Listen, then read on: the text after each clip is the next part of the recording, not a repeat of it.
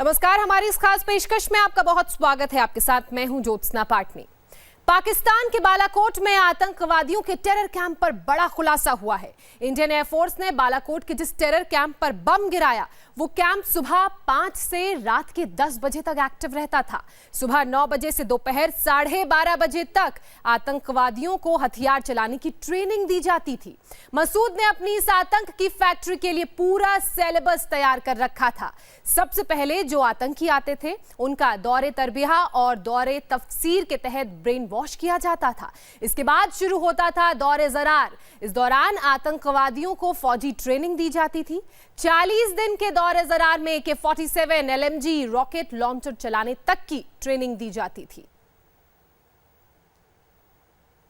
जैश के बालाकोट कैंप में फिदाइन तैयार किए जाते थे। फिदाइन बनाने की ट्रेनिंग 8 महीने के लिए चलती थी और ये 1 साल तक भी आगे एक्सटेंड होती थी। इस दौरान आतंकवादियों के अलग अलग सेशंस होते थे। इन सेशंस के अलग अलग नाम थे।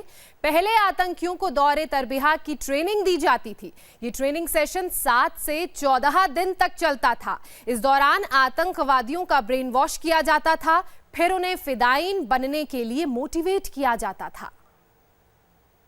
दौरे तरबिया के बाद आतंकवादियों का दौरे तफसीर का सेशन होता था।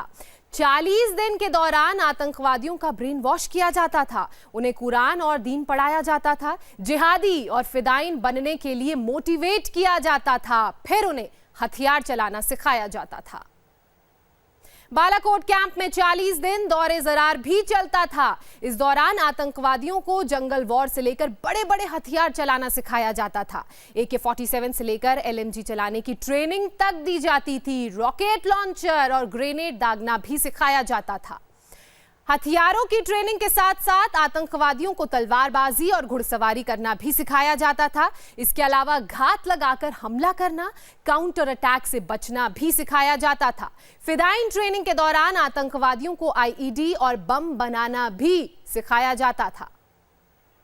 तो वहीं मसूद अजहर के इस टेरर कैंप में कुछ आतंकवादियों को फिदाइन बनाने के लिए चुना जाता था। उसके बाद उनकी ट्रेनिंग शुरू होती थी। ये केवल नाम के लिए आयशा सादिक का मदरसा था। दरअसल ये बालाकोट में आतंक की वो फैक्ट्री थी जहां पर फिदाइनों को तैयार किया जाता था। सबसे पहले मुजफ्फराबाद के सवाई नाला पर एक ट्रांजिट कैंप पर इनको इकट्ठा किया जाता। साथ में पूरा इंटरव्यू और करने के बाद ये तय किया जाता कि ये आतंकी बनने के लायक है या नहीं, और अल रहमत ट्रस्ट की एक चिट्ठी देकर उन पे स्टैंप लगाकर उनको आगे बालाकोट के लिए भेज दिया जाता। और यहाँ पर दूसरा चरण शुरू होता। यहाँ पर शीश महल और मस्किन महल नाम के 2 अलग अलग सिंडिकेट इन्होंने तैयार कर रखे थे।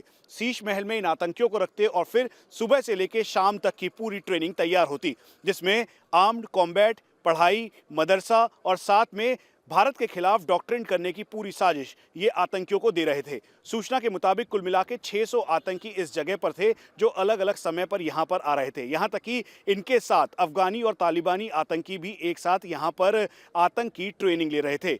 अब ऐसे में ये पूरी डिटेल ये बताती है कि भारतीय एजेंसीज के पास एक पुख्ता जानकारी थी, जिसके बाद ये एयर स्ट्राइक इस इमारत पे हुई। कैमरा पर्सन शिशिर के साथ मनीष प्रसाद, इंडिया टीवी, दिल्ली। अजहर मसूद की इस टेरर फैक्ट्री का पूरा एक टाइम टेबल था। सुबह 5 बजे से रात के 10 बजे तक आतंकवादियों की ट्रेनिंग होती थी। ट्रेनिंग की शुरुआत सुबह की नमाज से होती थी।